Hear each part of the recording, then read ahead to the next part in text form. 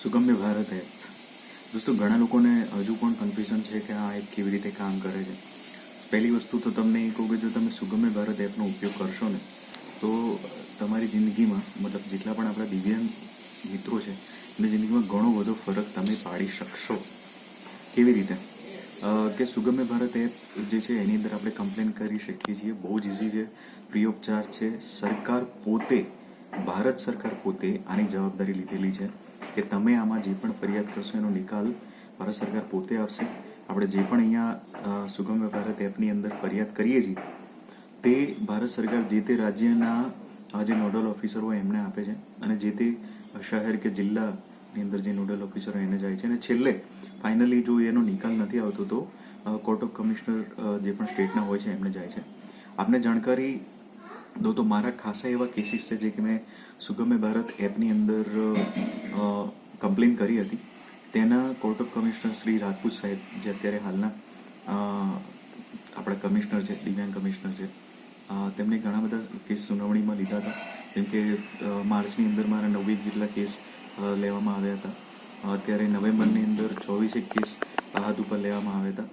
તો દરેકને બોલાવવામાં આવે, જે પણ આપણા પ્રતિવાદી હોય જેમાં આપણે કેસ કરેલો હોય એ લોકોને બોલાવવામાં આવે ત્યાં આગળ કોર્ટ ઓફ કમિશનની અંદર અને એની સુનાવણી કરવામાં આવે છે. તો એકચ્યુઅલી એની પ્રોગ્રેસ કેવી રીતે થતું હોય છે તો આપણને એક મેઇલ આવતો હોય છે કે ભાઈ તમારી જે તે તારીખે સુનાવણી રાખવામાં આવેલી છે તો આપણે હાજર રહેવું. હવે સમજો કે તમે ત્યાં ફિઝિકલ હાજર રહી શકો તેમ નથી, તમારી ફિઝિકલ ડિસેબિલિટી કોઈ હોય તોની વાત છે અને તમે ત્યાં કોઈ અન્ય કારણોસર ફિઝિકલી હાજર નથી રહી શકતા તો આપ મેલની અંદર રિપ્લાય કરી શકો છો કે મને ઓનલાઈન રહી શકું તેવું એક પ્રોવિઝનની પ્રાર્થના છે, તો મને પ્રોવિઝન ઓનલાઈન રહેવાનું આપો.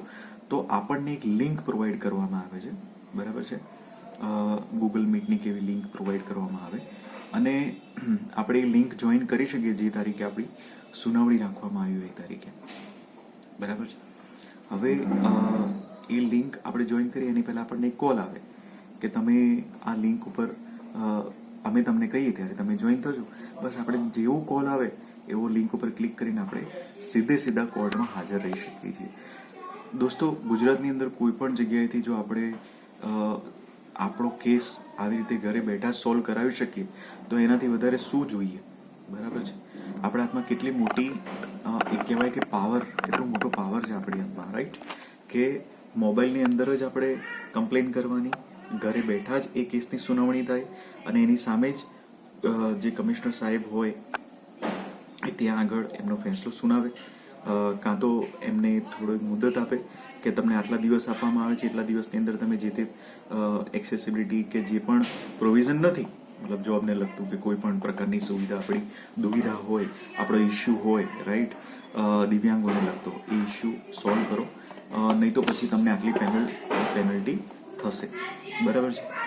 અત્યારે જે રાજપૂત સાહેબ છે ખૂબ જ સપોર્ટિંગ છે, રાઈટ, દિવ્યાંગોને લગતા જે પણ પ્રશ્નો છે એને અને એનો તાત્કાલિક નિકાલ લાવવા માટે એ સંપૂર્ણ રીતે પ્રયત્નશીલ છે. તો એ જો આપણને આટલો બધો સપોર્ટ કરતા હોય, આપણે પણ એમનો સપોર્ટ કરવો રહ્યો. મિત્રો, હું તમને સિમ્પલ વસ્તુ કહું છું, સુગમ્ય ભારત એપ તમારા મોબાઈલની અંદર ડાઉનલોડ કરો, કોઈ જ પૈસો નથી લાગતો, રાઈટ, અને કમ્પ્લેન કરવાની ચાલુ કરી દો. ખૂબ જ સરળ છે, ખૂબ જ સરળ છે, રાઈટ. તો બસ એ જ આશા સાથે કે તમે જેટલું બને એટલું એક્સેસિબિલિટીની લગતી, જોબને લગતી, અન્ય કોઈ પણ પ્રકારની દિવ્યાંગોની જે સમસ્યાઓ છે જલ્દીથી જલ્દી એમાં કમ્પ્લેન નોંધો અને એનો કેસ જલ્દીથી જલ્દી તમારો બોર્ડ ઉપર આવે અને આપણે બધા ભેગા થઈ અને આ હથિયારનો ઉપયોગ કરીએ તેવી પ્રાર્થના છે આપણે. મિત્રો, આવા જ વિડીયો જોવા માટે આ ચેનલને સબસ્ક્રાઇબ કરો. દિવ્યાંગોને લગતી તમામ પ્રકારની માહિતી આવે છે, ઉપયોગી માહિતી આવે છે. તો સબસ્ક્રાઇબ કરી, લાઇક કરીને બીજો કોઈ પ્રશ્ન હોય તો ચેનલની અંદર, યુટ્યુબની અંદર તમારે અહીંયા કમેન્ટ કરવાની.